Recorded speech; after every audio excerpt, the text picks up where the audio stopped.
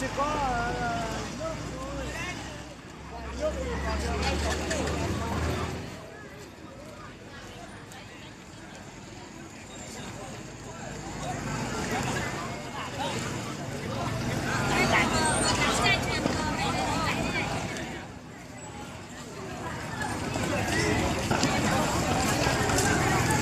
Ăn thua đó để cho chạy coi. Để cho nó chỗ cao này à.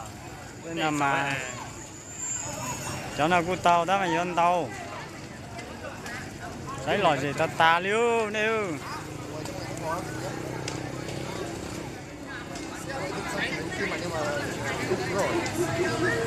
Loại gì cơ.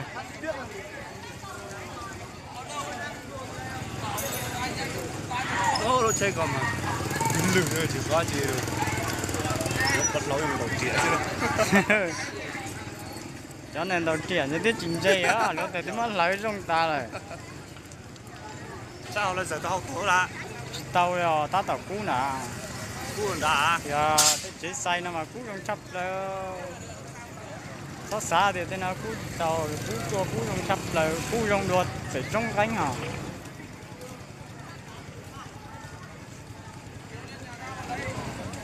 Ở bên tụi con sẽ giống Để cả ăn thua. nhà ông này năm ngoái cái nào định thấy xe luôn 2 xe rồi. Ăn thua con thua. Đâu có đứa trẻ con đi bọc nữa rồi. Không ăn thua, con mới tí hết. Ăn thua không kịp. Ôi, chẳng biết tua chỉ danh gì luôn. Cú luôn chơi vào chỉ tàu luôn. Nó vào trong nhà kia. Đây. Nó vào ở trong nhà rồi. Không biết được bình ạ, chắc là nổ bình. Bây giờ đang cháy lan sang nhà rồi. Xe cứu hỏa thì lại không có xe cứu hỏa.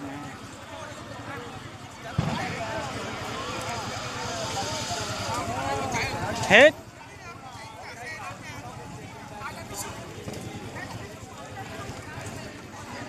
Chúng ta nữa là gì cực kìa.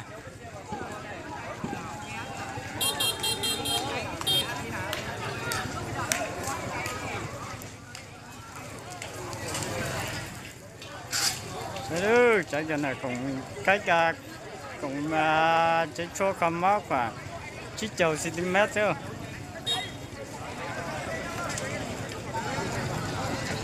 Chế cũng nhiều. Chế ta tỏ cũ.